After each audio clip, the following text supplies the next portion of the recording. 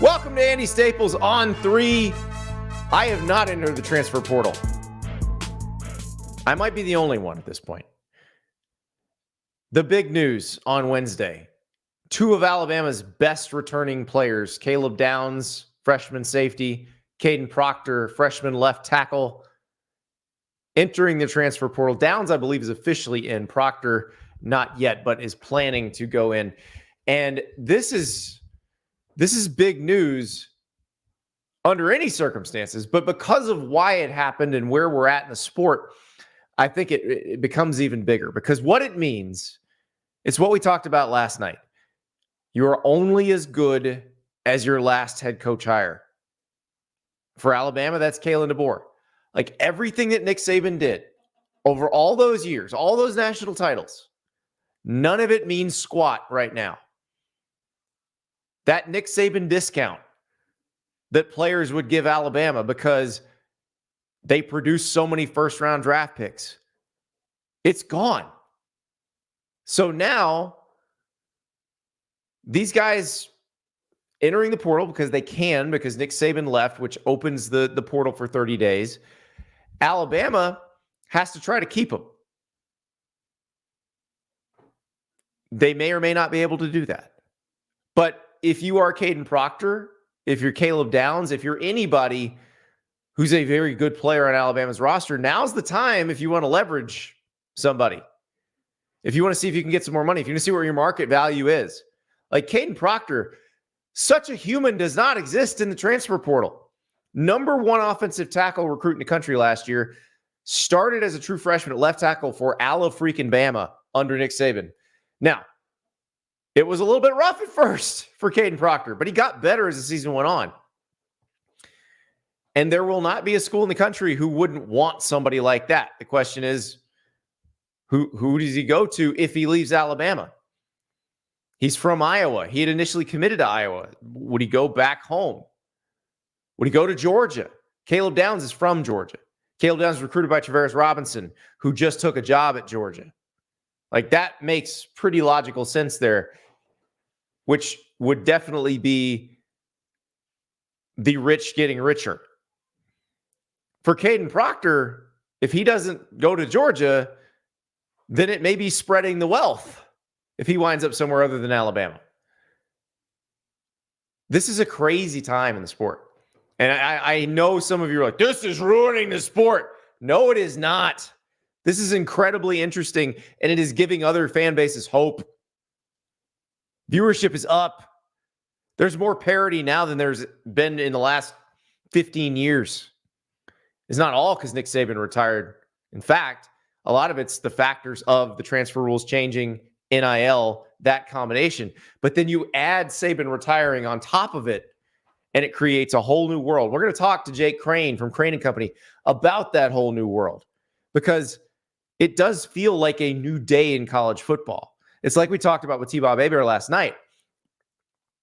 The empire is over, and now there's a vacuum. Yes, George is really good. George is the logical choice to be atop the sport. But what about everybody else? There's another spot in the national championship game, even if Georgia makes it every year. There's 11 more spots in the playoff, even if Georgia makes it every year. So what happens now? What happens with Alabama? And that's what I wrote a column on Wednesday. Feel free to read it at On3. And I let it off with this. If you want to laugh, Google the phrase Alabama recruits itself, because I've seen that phrase quite a few times over the last week. Or I guess the last week since Nick Saban retired. But it's not the case. Alabama doesn't recruit itself. No school recruits itself. It is a tooth and nail fight for every player in this era of college football. So once Nick Saban retires, those players who went through an entire portal window and said, nope, I'm not leaving because I want to play for Nick Saban. Now that they're playing for not Nick Saban, they're not all going to stay. And it is going to be absolutely wild. Mike Varell from the Seattle Times posted a crazy tweet on Wednesday showing the depth chart from the national title game that happened 9 days ago. All the Washington players on the depth chart, basically, either their eligibility's expired, they've gone to the NFL, or they're in the transfer portal.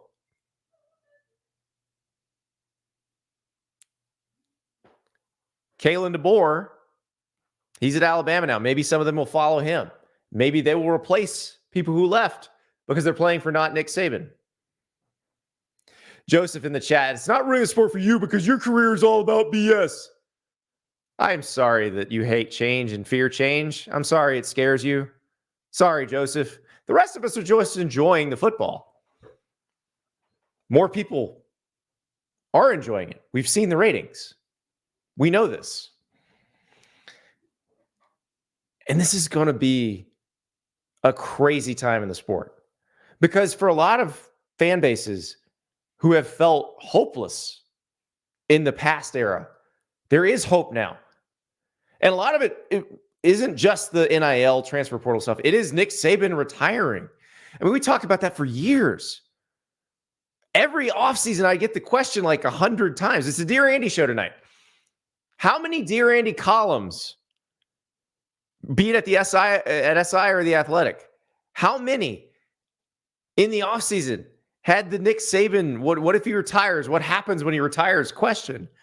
I could have done it every week if I'd have wanted to. I got it every single week from somebody. But back then, be it 5 years ago, 8 years ago, we didn't know that these other changes would be coming. And so we didn't know exactly how it would look when it happened. Now we do. Dustin in the chat. Bama fans actually feeling what it's been like for most fan bases the last several years. Yeah, it was interesting when Proctor and Downs, when that news came out, Hayes Fawcett from On3 reported it, that the Alabama fans saying, well, this isn't fair. And everybody just piled on them because like, was it fair when you took Jahmyr Gibbs from Georgia Tech? Was it fair when you took Tyler Steen from Vanderbilt? It's not about fair. It's about market value and who's most valuable on the open market and what school the transfers consider most valuable. And it's really not what school, it's what coach. Because clearly these guys were there to play for Nick Saban. And now that they're playing for not Nick Saban, it's a different story. It's going to be a fascinating next few years in college football and a really fascinating offseason. And this next year, I think if you're other teams in the SEC, you suddenly feel hope that you never felt before. I was talking to my producer, River, before the show. He's a youngin'. He didn't start following college football until Nick Saban was already dominating it. Can you imagine that? Your whole life, all you have known is that Nick Saban kicks everybody's ass. Like, you don't remember Mike Shula, Alabama. You don't remember the waning days of Mike DuBose, Alabama. You don't remember the brief spring that was Mike Price, Alabama, that never actually ended up in a game. All you've known is Alabama on your throat. River went to Tennessee. And that's a testament to what Nick Saban's done. That's an absolute testament to it. He's been incredible.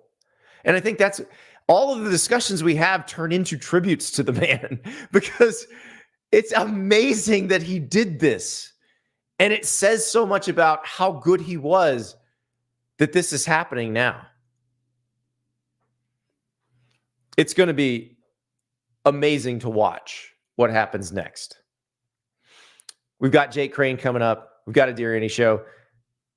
First, I want to tell you about Prize Picks. Download that Prize Picks app. Best daily fantasy app going. Use the referral code Andy. They will match your first deposit up to $100. College football season is over, but the ways to play Prize Picks, they never end. We got college basketball right now. There's a bunch of games going on tonight. There's a bunch of them tipping off at 9 p.m. Eastern time. If you go to the Prize Picks app right now, you can look at all of the different options for tonight. Like if you want a Texas Tech Houston, if you want a Providence DePaul. Last night, we were talking about Caitlin Clark. She was about to play a game. She went more than 32.5 points, as our man Tom Kakert predicted. We've also got the NFL playoffs coming up. Those games, there's already squares on Prize Picks. You can pick as few as 2, as many as 6. The more squares you pick, the more you win if you get them all right. And right now, you've got Christian McCaffrey squares. You got Brock Purdy squares. You got Jordan Love squares. So many ways to play. So sign up for Prize Picks today. Use the referral code Andy. They will match your first deposit up to $100. All right. Now, let's talk a little more about the news from today with Jake Crain, because the Nick Saban era ended last Wednesday, and it feels like it was 100 years ago with all that's happening now. Here's Jake. We are joined now by the host of Crain and Company, Jake Crain. And Jake, I thought of you as all this stuff was going down, because you've been talking about this on your show quite a bit since Saban retired, when they hired Kalen DeBoer. You've been in coaching before, so you understand this probably a little better than most people. But I feel like the Nick Saban discount has expired. Like, these guys who signed up to play for Nick Saban are now saying it might cost a little more for me to play for not Nick Saban. Yeah. Well, I think you lose a little bit of the benefit of the doubt. I think that may be the most hurtful impact of the greatest of all time. And when it comes to college football and Nick Saban retiring, here's what I'll say, Andy. I think especially now in the era of the freedom, I call it, it's like the 70s, the free love of the transfer portal. Oh, yeah. Now is not a better time to commit to a coach. Why would I commit to a place? Why would I not commit to a guy where I can follow him around wherever he goes? I obviously believe in him if I'm going to commit to him. But if he fits, what I want to do schematically and philosophically, I'm committing to the coach and not the place. And I think in Alabama's case, and this is a compliment, this isn't a negative thing, is we've known Alabama has been a monster before, but nobody ever talks about Bear Bryant being the greatest of all time. Nobody ever talks about Bear Bryant being Alabama. Bear Bryant was Alabama, right? Until Nick Saban came in. And regardless of how you want to look at it, regardless of team affiliation, Alabama is Nick Saban, and Nick Saban is Alabama. And at the end of the day, it's the truth. That out-of-state tuition, those kids weren't coming down from fist pumping on Jersey Shore to Tuscaloosa because of the party scene, or because of any extenuating circumstance. Hey, whoa. Let's. Okay, Nick Saban deserves most of the credit for this, but let's give a tiny bit of credit to Bama Rush for this. No. Listen. Tiny bit. I'm not saying Bama can't party. Right. And listen, Nick Saban and the football team were responsible for a lot of those parties. But without Nick Saban and without this juggernaut that was built and without the allure of what this guy created, the out-of-state tuition wouldn't have boomed the way it did, the out-of-state students. You wouldn't have had this love affair that you've had with Nick Saban in college football. It wouldn't have become the Death Star. And the crazy part is, as much as Nick Saban was making, he wasn't making nearly enough compared to what he was bringing in. So, yeah, it kind of comes with the territory. And I do think you're going to have to pay more out of your collective with someone other than Nick Saban at the helm, because for sure, what guys were willing to do was take a discount because Nick Saban has produced so many first rounders, because they can say, I will take a discount on the front end because I know this guy's going to turn me into a first rounder on the back end, or I have a very good chance of that. And therefore, I don't need top dollar to sign with you as a freshman. I don't need top dollar to stay with you as a sophomore. But now, when you're Caleb Downs, when you're Kadyn Proctor, you were the #1 recruit at your position in high school. You then started immediately at Alabama. Downs was awesome immediately. Proctor, it took a little bit, but he was very good by the end of the season. Like, there's never been a better time to market your services No, without a doubt. I mean, I think the Nick Saban discount, that's a great way to put it. I mean, the only thing that's more financially beneficial than NIL is NFL. And it was the ultimate pipeline, right? I mean, you look at turn on any NFL game, whether it be the regular season or the playoffs, I guarantee you at least one Bama player is on the roster. And most likely there's 2 or 3 Bama players that are impact contributors, regardless of position, on pretty much every team in the NFL. So yeah, if you're playing the long game, right? If you're trying to look at the marathon, not the sprint, and it's not like Alabama's broke. It's not like they don't have any money. Yeah. So you combine NFL with NIL.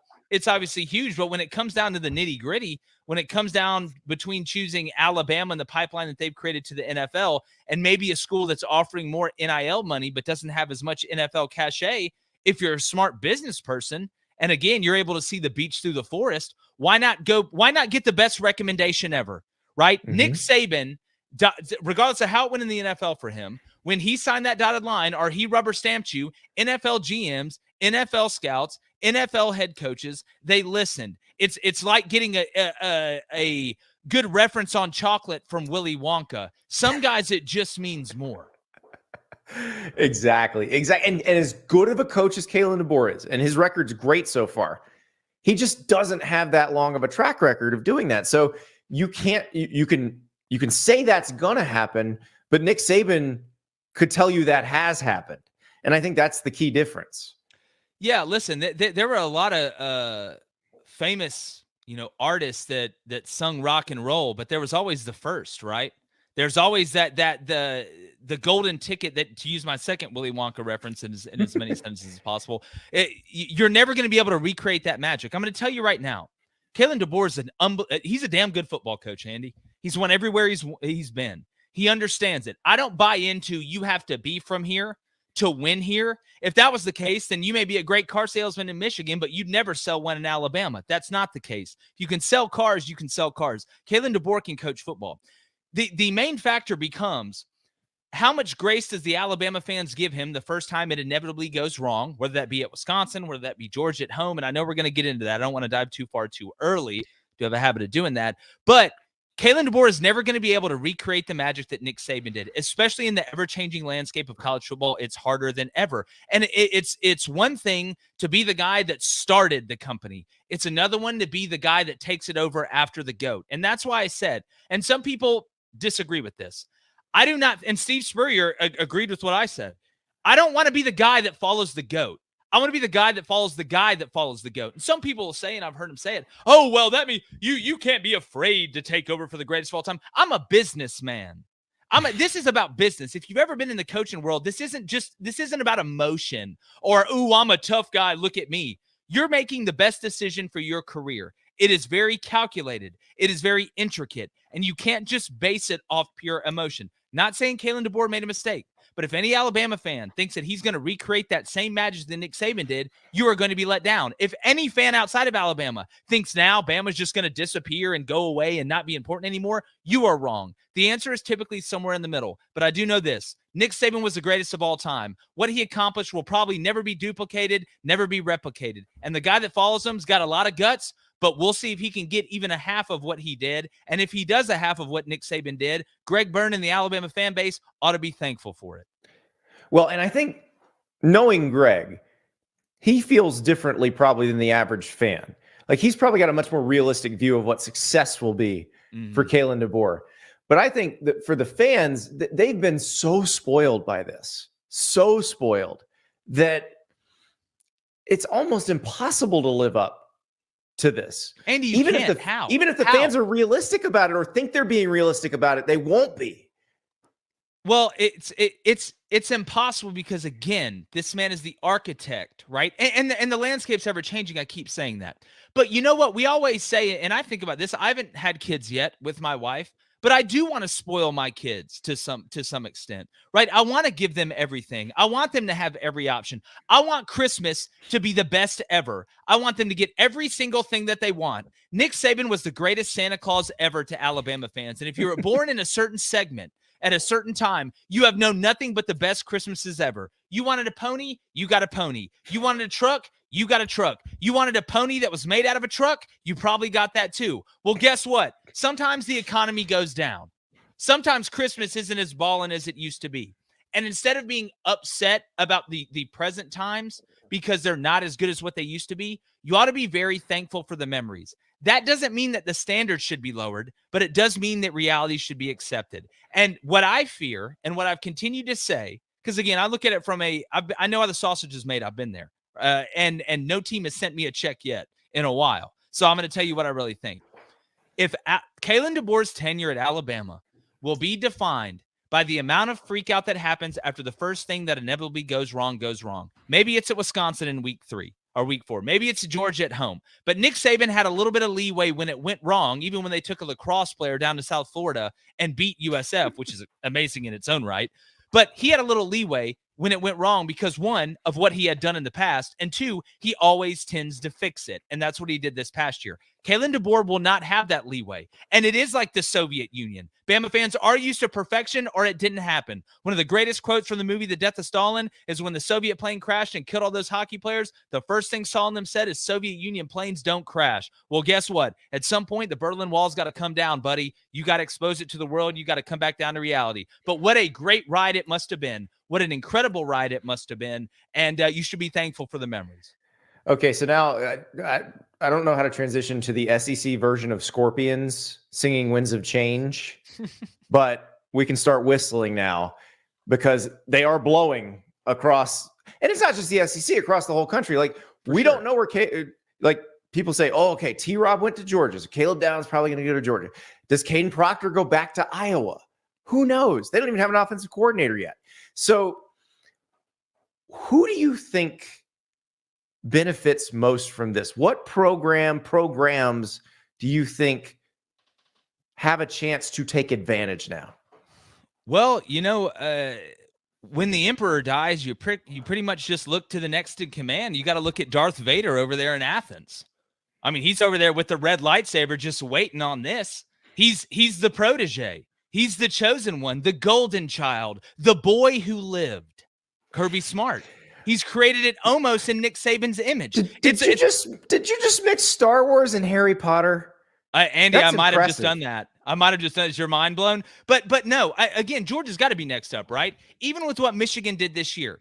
Michigan, it feels like this is one of those teams that had a bunch of old guys that stuck around because they did. They went through a lot of adversity and they won because of that adversity. A lot of it was because of the adversity. Georgia has just turned this into a machine. Like, we know what Georgia is, and now all of a sudden in the battle of Pacific Rim, one of the machines goes down and there's one left. Well, Kirby Smart, he's the next in line. But that's the great part about college football now. We're going to a 12-team playoff, right? There's a lot more people eating at the table than there was when Nick Saban was just running through people because he was so much better than everybody up front. We live in a new world. Kirby Smart is not going to recreate what Nick Saban did, but Kirby Smart will probably get the closest to it. If we're going to see who benefits the most, it's the next in charge. It's Darth Vader. All right. I actually I disagree with you a little bit there because I think Kirby Smart had already equaled or surpassed Saban in the present. I don't think you're wrong. I don't think you're wrong. What he's done is not what Saban has done globally, and that he'll have time to figure out if he's going to do that. So I think he was already there, and I think Nick Saban recognized that, and I think that was probably a piece of this. I agree with that. But my question now is it going to be Sark? Is it going to be Brian Kelly?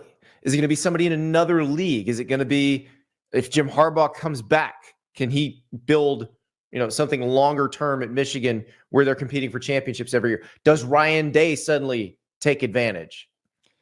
Well, when it comes down to your first point, I agree with you. I do think there's a difference between the greatest college football coach of all time and the greatest college football coach right now. I think Kirby Smart was the greatest college football coach right now, but that doesn't take away from the fact that when you take away the greatest college football coach of all time, and I guess the 1B to the 1A, you're going to soak up that power vacuum. You would think that you would be the one that eats the most when that happens, regardless of if you were 1 or 2 or if you were because now the Nick Saban discount no longer exists, but the Kirby Smart discount does. Well, it does. Here's the real question: I said this, and I'm going to get to the next part. But if I was Kirby Smart, the moment I knew Nick Saban was going to retire, I would have called Jimmy Sexton and said, "I want the clause.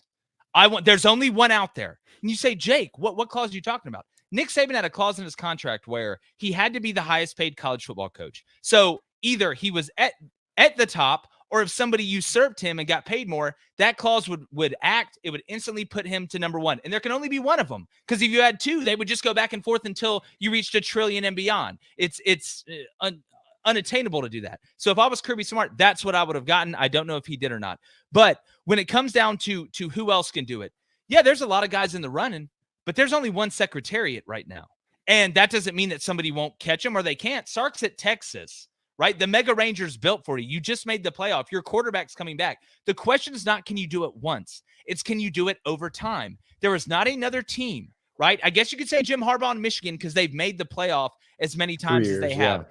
I guess you could say that. But there is not another team that has recreated the same elite success, that has been able to rebuild and reload the roster and be able to turn it over as quickly as Georgia has. And the way it's looking going into this next year, with Carson Beck coming back, even with what they lost, what they've added to the portal, it has to be Georgia if you're looking at it just evenly. That doesn't mean Sark can't. That doesn't mean Ryan Day can't. That doesn't mean these other guys can't. But there's only one secretariat right now, and he's sitting in Athens. Yeah, and that's the thing. The question now is, does Georgia become the dominant force the way Alabama was? And this will actually tell us whether Kirby can come close to equaling or surpassing Nick Saban. Like, this is Andy, his let me chance ask to you do this that. though. Let me ask you this though. To your point earlier, hasn't that already happened? I mean, Georgia's won two out of the last. Long term. The longevity of it is what makes Saban's run so amazing. I agree with that. I think a lot of it determines or depends on how you define, that level of greatness. Is it reaching what Nick Saban did or surpassing that? Is it getting close? Is it being championship relevant for as long as he did? I think it's how you define it. But if anybody has a chance, and I don't think they will, but if anybody has a chance to catch Saban right now, it's got to be Kirby. But with the cyclicality, I think that's a word, of college football. It is now. Who knows, man? Who knows? Well, and that's what makes it so interesting. The vacuum that Saban leaving creates, I feel like creates more excitement in the sport. There are fan bases who felt like Nick Saban is standing on my throat, and felt like that for a long time. And now he's not. And the question is, does Kirby Smart just replace that feeling? And also, Auburn's the best example of this, because how many coaches did Auburn fire because they were not as good as Nick Saban? And you save your Brian Harsin stuff. Gus is a prime example of this. Gus Malzahn was a good coach. In another era, he might be viewed as one of the all-time great Auburn coaches. Yeah. Instead, he got run out and paid, at the time, the highest buyout ever. Jimbo surpassed it, because he wasn't Nick Saban. I mean, now, if you're Hugh Freeze, it feels like the world is opened up for you. Yeah. There's never, and I put this on social media on Wednesday. I mean, Hugh Freeze could not have picked a better time to take the Auburn job, right? The underbelly is showing. If you are going to strike, you strike right now. And I don't think this window is going to be open for very long. And I think a lot of people who weren't watching Alabama before the Nick Saban era think that Alabama has always been invincible like this. They have not. Alabama made more bad coaching hires than anybody. But in the time we sit in right now, in where we are, but when's the best time to kill the monster? Before it's grown. That's when you take advantage of it now. And it looks like that's what he's attempting to do. But I would argue a little bit that there was parts of Nick Saban, that 10% that may have been good for Auburn fan to keep reaching and trying to attain that, and trying to gain greatness. But that 10% that may have made it better, the Auburn fan base would much rather sell that in to not have Nick Saban there. Because that's right, Andy. Yeah. It felt like a foot was on your throat, because it was. And you were gasping for air. And anytime you ever got a breath of air, right, it was the most delicious, sweet air of all. I've never come back from the afterlife, but I'm pretty sure that first breath of air, when you come back from a coma, it's just got to be all the goodness and deliciousness rolled into one. That's what it kind of felt like. It's the kick six, basically. That's exactly right. It's the best way to put it. But yeah, if you're going to strike before the monster's put together, right? It's just the best way to do it. And if you're Hugh Freeze, you need to show progress this year. We'll see with Peyton Thorne. But outside of that, I mean, I think he's making the right moves. Yeah, he's got to figure out the quarterback thing, but Alabama's got to figure out some stuff. And interestingly enough, if they're going to get some guys in the spring portal, now, again, we don't know if Caleb Downs or Kadyn Proctor's leaving. We don't know that yet. Yeah.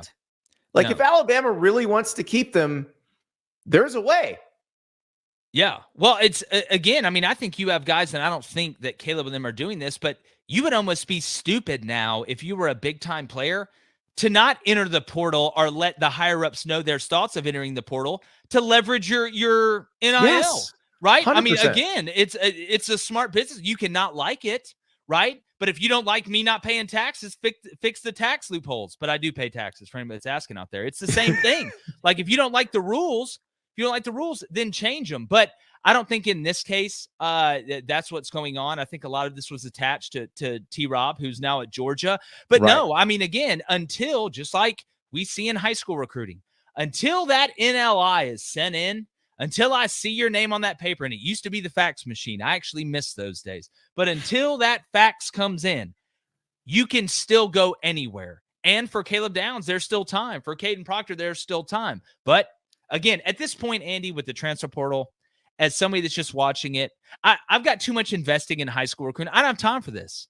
Like, I don't have time. I don't have time to sit here and worry about whether our starting safety is coming back. Not because he's going to the NFL, because he may go to Georgia. I'm just, whatever happens, happens. I'm not shocked by anything in the transfer portal anymore. I may be surprised a little bit here and there, but at this point, I mean, it's a little tough as someone like, I'm new to On3, but the folks who've been here since the beginning and who've worked for the other companies that do this stuff, like we got to rewire the brains of the recruitniks, because keeping your starting safety is actually more important than signing that 5-star guy. I mean, imagine how the coaching staffs feel. They've had to build new wings of recruiting just to keep the guys they have. I mean, and it has got to be, recruiting was already exhausting. I did it. It's 365 days. It never stops. You get done with one class, you've already been working on the next 2 classes for a year, building those relationships. Now you add, I'm having to find a way, having to take my time. Not that I didn't want guys to stay before, but we're now having to try and go into business negotiations because I don't know if my starting defensive end is going to be back. Yeah. I mean, goodness, the sleepless night, this has cost college football coaches at least, out of the 3.5 to 4 hours of sleep they get at night, at least 45 minutes to an hour. Like, this is, talk about player safety. What about coach safety, Andy? What about that? Nobody talks about that. Well, they do need to work the calendar a little bit so these guys can actually get some time where they don't have to freak out about this every day. But yes, it is it is such a different job. But if you are a non-Alabama SEC program, it's also a different job today because Nick Saban's not there on the other side. And you might have a chance at some of his players. Like they might be leaving. Well, listen, Dad went out for milk, never came back. You know what? I mean, we're not scared about him coming to the door anymore, right? It's open. Hey, it's not, at some point, it's not cool to be 40 and going to college parties. It's the way the world works, man. It's cyclical. And Saban's been at Bama for so long. I think some people don't even know he was at LSU. I really believe that, Andy. I think there's some people out there that just don't even know he was at LSU. That's how long this has seemed, but it's a brand new day, man. You walk outside and, hey, maybe the earth is flat. I don't know. It is a different world. I'm glad we have you to help us navigate it, Jake. Thank you so much. Andy, I love coming on with you, man. I always enjoy your work. You're one of the few guys that I listen to outside of our show when we're on it, but always love coming on here, and it's going to be interesting, man. I would say this in closing. If you're an Alabama fan, it's not time to panic. The sky isn't falling, but there is a changing of the guard, and reality needs to be accepted. And for the rest of college football, may the best man win. We'll see. It's going to be fun. But yes, to the Alabama fans, it's going to be okay. Yeah. You made a good hire. You did. It's just maybe not the greatest of all time. That's okay though. Yeah. You got good memories. Pepsi's okay. It's cool. Oh, there's a bunch of fans now. They're real mad. Oh, good, Andy. I'm glad I can leave on that note. No, it's not. Yeah. They're like, screw the Alabama talk. Pepsi is underrated, and I'll die on that hill. But no, man, it's always fun to join you guys, and look forward to keeping up with it as we move on in the new era of college football. That's exactly right. Jay Crain and Company, watch mornings. That's right. You can wake up with him. Thank you, Jake. Anytime, Andy. That is Jay Crain talking about the new era in college football. One era that's not going to happen, we speculated on this the other night. We just figured, hey, the Cowboys, ignominious wildcard weekend exit. They're going to fire everybody. Maybe Jim Harbaugh winds up with Jerry Jones. Nope.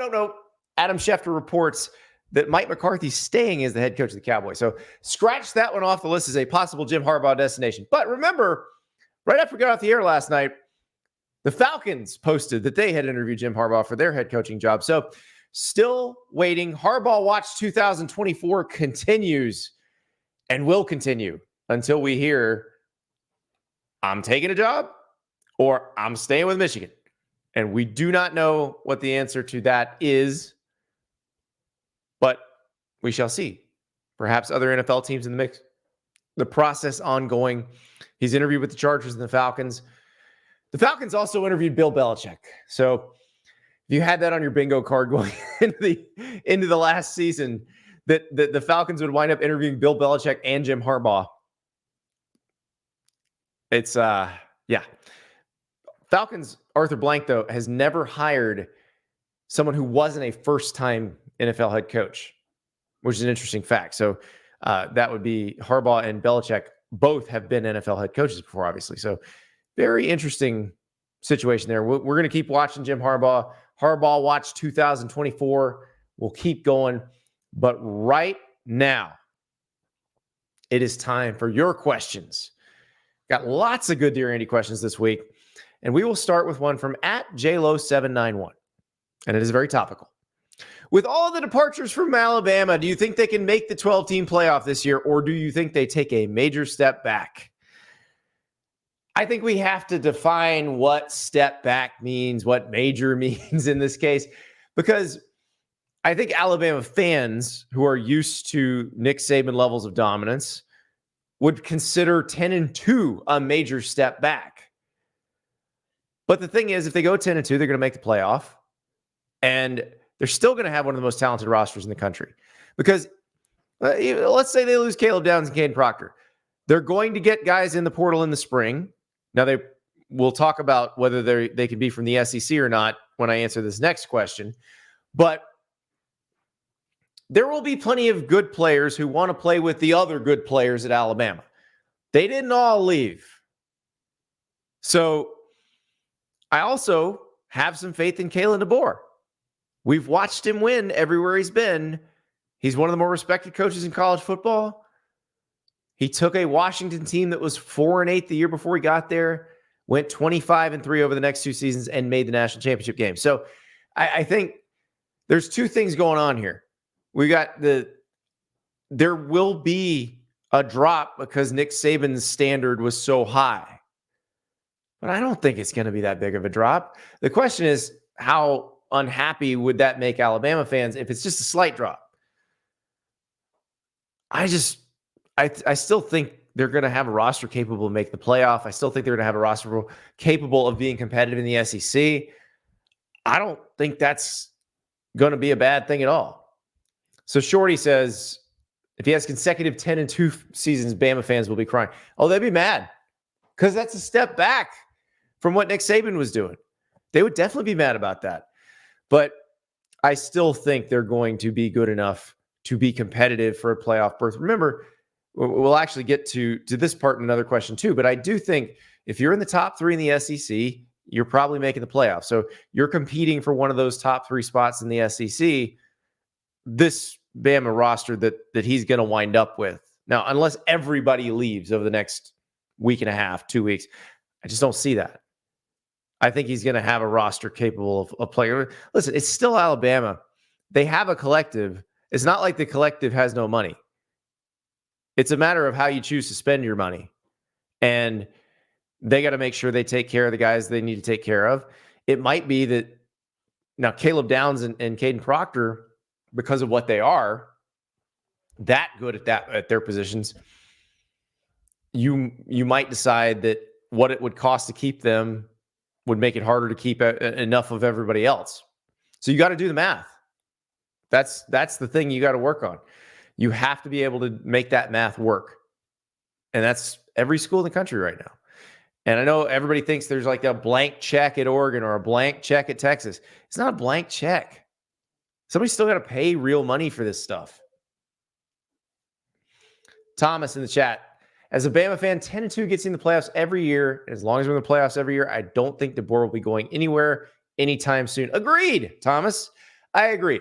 Because even if 10-2 a couple of years in a row were to disappoint some of the more extreme fringes of the Alabama fan base, I don't think Greg Byrne and the administration are going to be upset about that. I think they're going to be very realistic about Nick Saban was very special.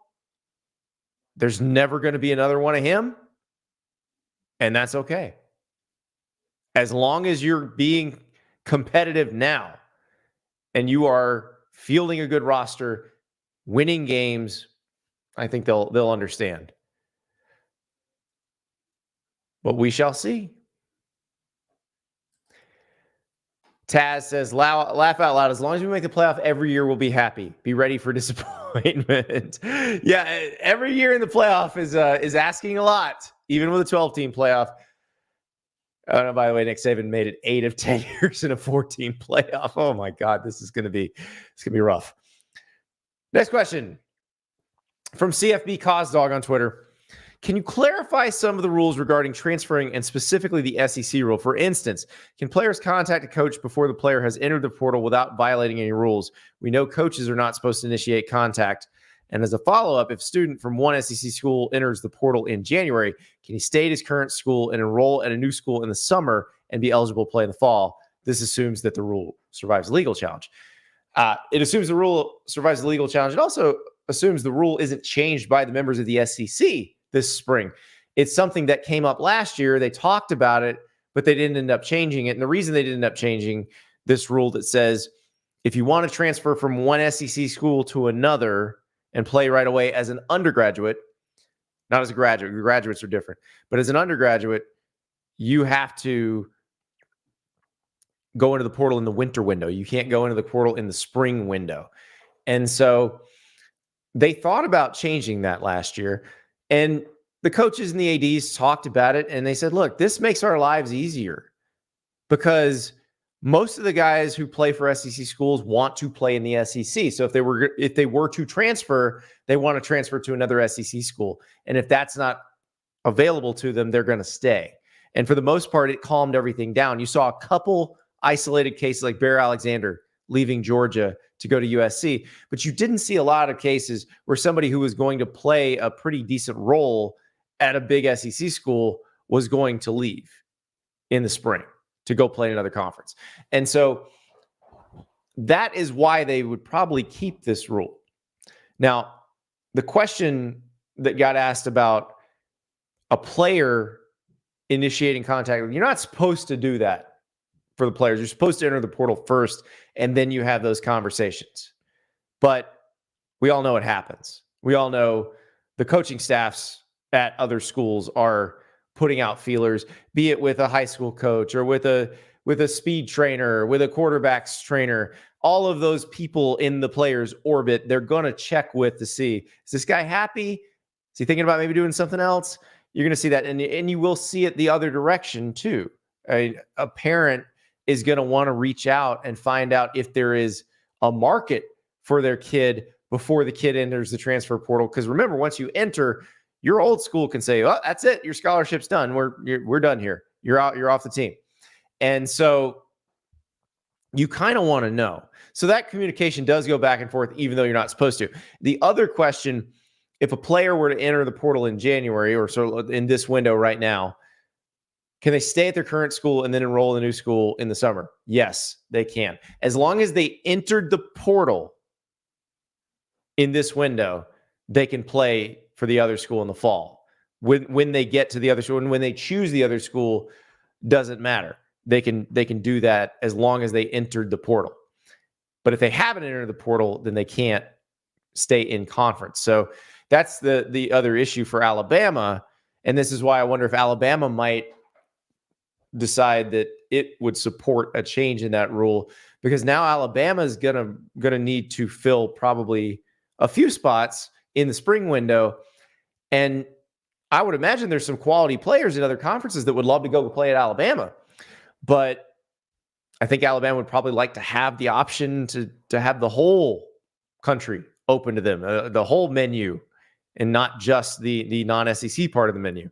So I am interested to see what happens there. I do think for the most part, the coaches and ADs still agree, though, it makes their lives a lot easier because it is different in the SEC. Like recruiting's different in the SEC, always has been. And it's the same in the transfer portal and that market. It's much more intense. And so if they could limit that, they could. As to whether it survives a legal challenge, that's a good question. I think they actually have maybe a little bit of a defense because they can say, look, there are other options. We're not saying you can't transfer and play next year. We're just saying not here. So be curious to see what happens because the one of the big stumbling blocks for the transfer rules and having any transfer rules at all at this point is they're essentially non-compete clauses. And when the schools have spent all these years saying the athletes are not employees, that they're not contractors, they're not anything, they're just students. Well, it doesn't square with holding them to a non-compete. And that's why you saw the injunction that's allowing those second-time undergrad transfers to play, because in court, you got to be able to argue that, and it's hard to argue. Let us move on to a football question.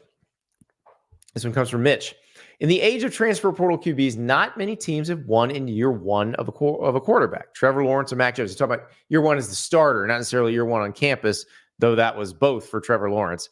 If you factor in the 2024 season, how many teams are true contenders for the national title that, one, have a returning quarterback, and two, actually have the talent and depth to compete? Okay, this is a great question. So the obvious answer at the top of this list is Georgia. Carson Beck comes back for year two as a starter. And obviously Georgia has a deep roster that continues to be deep, that may get deeper depending on who winds up transferring to Athens. Now, they did lose a lot of players who were not playing or not expected to be starters next year. And that doesn't mean those players were bad necessarily. It means they weren't as good as the ones that were going to start at Georgia. And if the margin is fairly close, some of those guys are going to help other teams immediately. But Georgia's roster is still going to be probably the most talented in the country. So that one's an easy one. Then it gets tougher. Texas made the playoff. They bring Quinn Ewers back. This is year three as a starter for Ewers. Now, I do think it's interesting because after that Sugar Bowl, you look at it and you go, when Quinn Ewers has a bad game, it's a bad game. When he has a great game, it's a great game. But there is a lot of variability there. And you wonder about Arch Manning. Is that a possibility? Would you consider having a competition? I don't think Steve Sarkisian is going to have an open competition as long as Arch is cool with the situation. But they should certainly have the talent, and they have a quarterback coming back who will be a third-year starter. Penn State brings back Drew Aller. But that one's tough because they have to get better offensively. Andy Kotelnicki starts as the offensive coordinator. Now Tom Allen comes as the defensive coordinator. Kotelnicki was at Kansas. Very creative. If James Franklin lets him be creative and they have more dynamic receivers, then maybe we're talking about something different. They got Julian Fleming from Ohio State. Perhaps they have that person. I was talking to my friend Ari Wasserman the other day, and the way he put it was very interesting. He's like, they were a KJ Hamler away from being more competitive against the Ohio States and the Michigans of the world. And that's probably exactly right. Like if they had a KJ Hamler level receiver on this past year's team, like especially the Ohio State game, I think they're pretty competitive. The Michigan game, with the way that went down, I don't know. Well, I mean, if they had one field stretcher, maybe it's different. Maybe Michigan has to throw more in the second half because they're feeling pressed.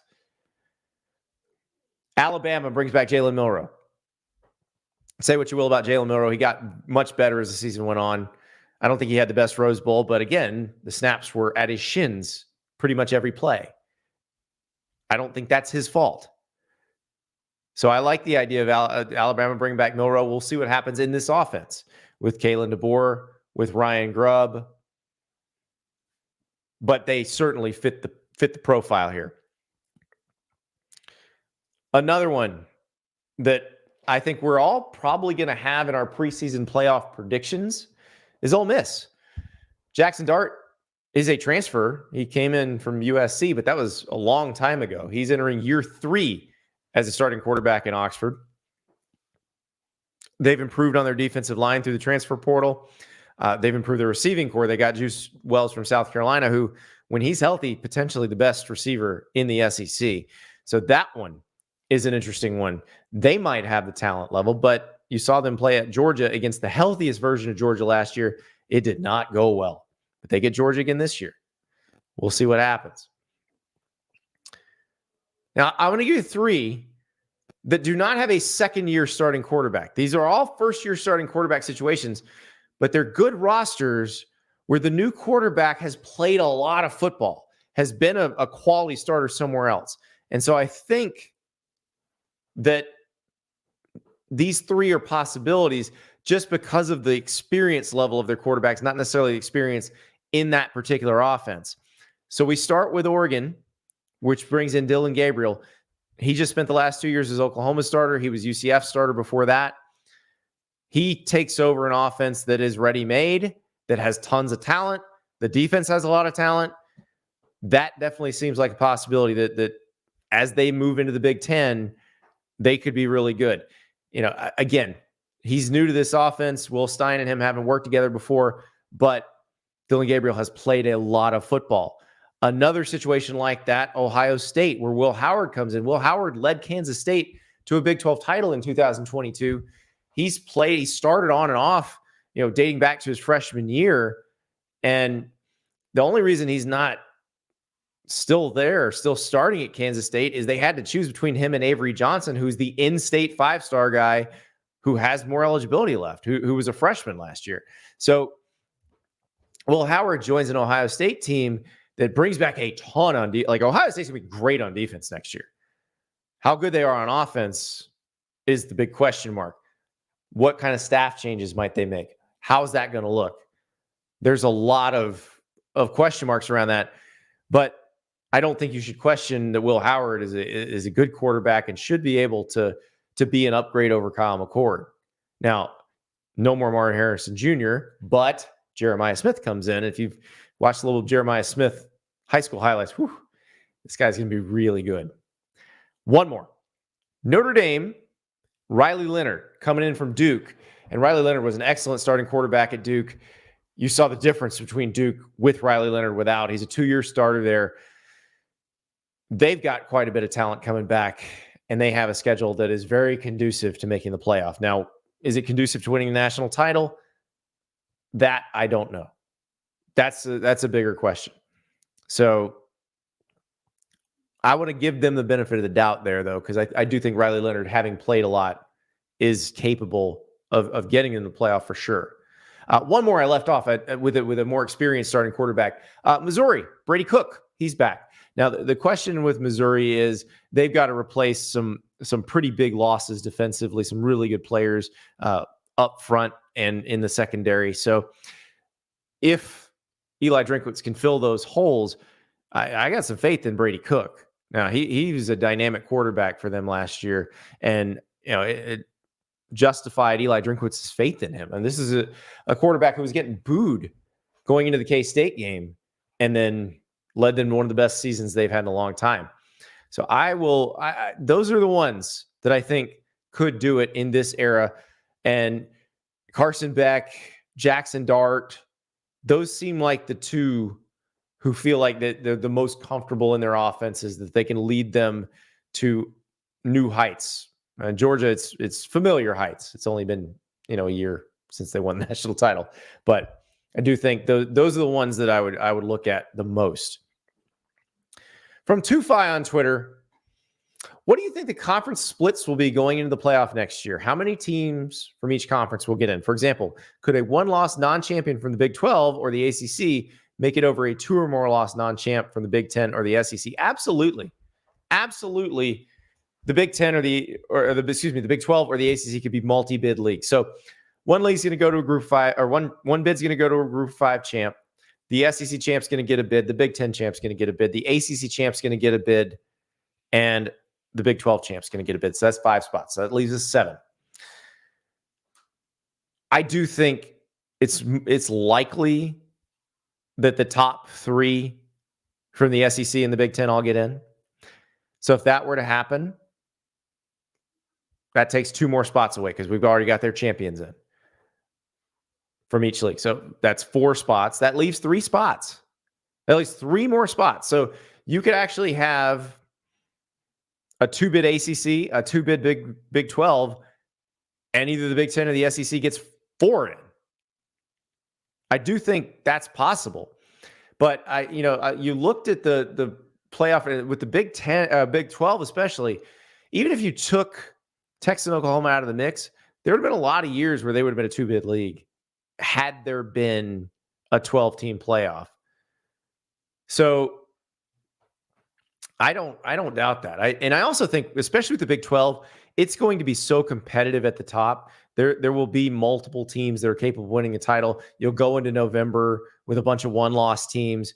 Now, the question is, I don't think that there's a question of like a 1-loss getting in over a 2 or 3-loss SEC or Big 10 team. I think the question will be when you're judging like a 2-loss Big 12 team or a 2-loss ACC team against a 2-loss SEC or 2-loss Big 10.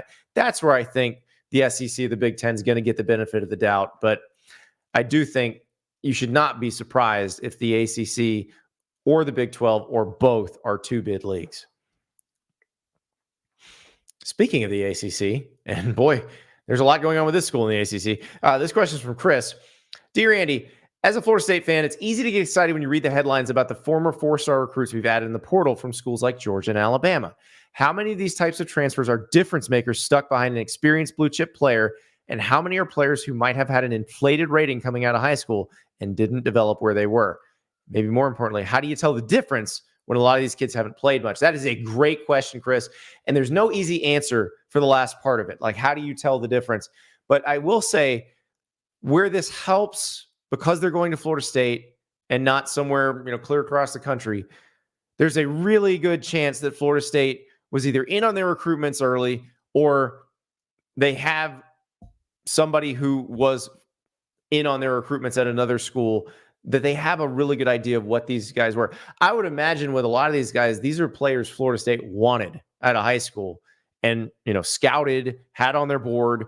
And I think given that it's Florida State, given what we've seen from Florida State over the last few years, you probably want to give that staff the benefit of the doubt because they've been really great at evaluating players in the transfer portal. They've been fantastic at that.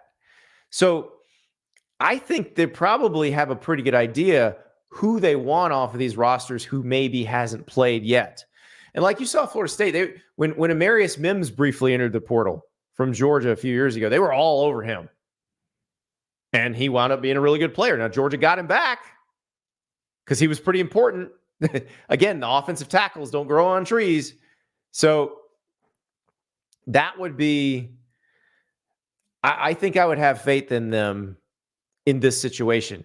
Now, it's interesting because like the roster they used to raid most frequently was South Carolina's. It's interesting to see them raiding Georgia and Alabama's rosters now. And the thing is, when like you're not going to get starters necessarily from Georgia or Alabama most of the time, today's news accepted, but usually it's those players who are not starting yet and who don't feel like they're going to start this year. So I think that's really up for debate. And we're going to have to see once those guys get there. Now, some of them you may be just taking on blind faith. Hey, we thought they were good coming out of high school. We think they can be good now. But you've probably done your homework. You've probably got some idea about what they were as workers at Alabama and Georgia. So you probably have enough intel. Again, because of what we've seen from Florida State so far in the portal, we give them the benefit of the doubt. 5-star QB10 asked a question in the chat. What about the group of 5 auto bid or not a thing? I mentioned the group of 5 auto bid when I was listing who might make the playoff. The group of 5 highest ranked champ will get an auto bid. So that's the one thing still. But remember, there are going to be fewer auto bids because there's no Pac-12. All right, next question from Aphonic TX on Twitter. What is Penn State's ceiling? Realistically, huge fan base, huge pool of money for NIL, does okay recruiting and transfer portal, but it's just the third place team behind Ohio State and Michigan, no matter what, a touchdown short each and every year. Well, okay, first of all, they're not just competing with Ohio State and Michigan anymore. Washington just made the national title game. They're in the Big Ten now. Oregon's in the Big Ten now. So this isn't just a Penn State, Ohio State, Michigan thing. But as far as the ceiling goes for Penn State, what is it? It's the national title. It's a reasonable expectation for Penn State to make the 12-team playoff and to compete for national titles. That is completely fair. They have the recruiting territory, they have the fan base, they have the money. They should be able to do this. Now, what's interesting about next year is they don't have to play Michigan in the regular season. They play Ohio State, they play Washington at home. They're at Wisconsin. I do think Luke Fickell will have the Badgers better. They're at USC. We don't know what the Trojans are going to look like in the next version with a new quarterback, with a new defensive coordinator. But Penn State's schedule is very manageable. They got to go to Morgantown early. That's going to be tough because Neil Brown brings back a lot of West Virginia's team from this year. But I think it is a perfectly reasonable expectation, if you're a Penn State fan, that Penn State makes the playoff next year. I think if they don't, they're underachieving. Now, should they win the national title? I don't know if they're there yet, but they should be competitive for it. They absolutely have the raw material, the resources, everything you need to compete for national titles. So it's a matter of just doing it. And Andy Kotelnicki, a lot of pressure on him as he comes in as OC. How creative will James Franklin let him be? Because if it's like what Lance Leipold let him do, whoo boy, that was a fun offense to watch at Kansas. That was a very fun offense to watch at Kansas. So hopefully that's what you get to see from Penn State's offense next year, because it will look very different than what you saw last year. Next question from Todd. I know you've said Kentucky is the best college football job in America. Does the new college football playoff bring others up to that threshold? It's a good question. I hadn't thought about it this way. I actually think the new college football playoff might make Kentucky not the best job in America anymore, because Kentucky fans might start saying, we're not making the playoff and we're paying Mark Stoops how much? Because I don't think anybody's expecting them to make the playoff. I do think there have been years under Mark Stoops where Kentucky would make a 12-team playoff. The question is, how many times do you have to do it? I don't think you have to make it all that often. I think you do it, if you can do it once every 5-6 years, maybe even once every 10 years, you're probably good. So that probably keeps Kentucky in the best job in America top spot, because they're not going to fire you for seasons that everybody else in the SEC at programs that are reasonably competitive would get fired for. And I think that's helpful. Now, that may change. The more success they have, the more the expectations may change. I will add a school to the list. I don't know. It doesn't overtake Kentucky, but Florida State's now paying Mike Norvell $10 million a year. That is a result of whatever happened with Alabama. Again, we don't know where Mike Norvell fell in the pecking order, whether he was offered the job before Kalen DeBoer took it, or whether they were just worried he might be offered the job and wanted to make sure they made an offer to lock him down. But at the end of the day, he's in the 8-figure club annually. That's pretty good. The difference, though, between Florida State and Kentucky is Florida State will still get real upset. That fan base will get real upset if you are not competing for national titles. If they are paying you $10 million a year and you are not in the mix, you're not winning the ACC or making the 12-team playoff or winning games in the 12-team playoff, Florida State fans will say, why are we paying you all this? So Mike Norvell inherited a bad situation, built them up, went 13-0 and won the ACC this year. So he's, trajectory-wise, he's doing fine. We will see what happens with Florida State and the ACC. Pete Thamel reported new filing today by the ACC where they basically said that they want the court to issue an injunction that doesn't allow Florida State to take part in conference governance while Florida State's suing the league, which should get very, very interesting. I can't wait to see the arguments back and forth on that one. All right. This question comes from Matt. Matt's a Georgia fan. So you see where this is coming from. Dear Andy, why did the college football playoff choose a big dance style bracket for the new playoff that can be unfair to the top seeds instead of an NFL style playoff bracket that reseeds every round to protect them? Could this change in the future? It's not going to change if you've got quarterfinal, semifinals at neutral sites, because they're going to want to know when the bracket is set, who they're getting. People are going to want to know where they need to travel. So I don't think it'll change as long as that happens. Now, I've always said that they don't need to have those in bowl games. They need to have those on campus until you get to the national championship game. If you did that, then you could reseed because you're not inconveniencing as many people. But I actually think it's more of a feature than a bug, because they want a little bit of the purposeful misseeding. First of all, the top 4 going to conference champions only, those guys getting a bye. That is to keep the conference championship games valuable. That is to have some stakes for the SEC championship game, to have some stakes for the Big Ten championship game, the ACC championship game, the Big 12 championship game. So that's not going to change. And also, you're going to get more variability. You're going to get, seed upsets that may not be Vegas upsets. And I think that's going to be exciting as a TV product. And I think that's why they're doing it. I think, or part of the reason why. But again, as long as the quarters and semis are in bowl games, they're not going to reseed. If you get an NFL style venue setup where it is the home site up until the championship game, then it would open up that possibility. But sorry, Matt, I know you're Bulldogs. You want to make sure they're protected and they don't have to play some, incredible 8 seed in the quarters. Too bad. You're just going to have to deal with it. This question comes from Mitch. Mitch is a Michigan State fan. You see where this is going. Does your current contract with On3 include an immunity clause? Mitch is referring, of course, to my speech last night about what Michigan needs to insert into Jim Harbaugh's contract to make him happy. Dan Wetzel reported that he's looking for a clause that would make it where his job is safe no matter what happens with the NCAA. You've read that from Chris Ballas and our friends at the Wolverine as well over the last few weeks. So I don't have an immunity clause in my contract. No, I gotta live clean.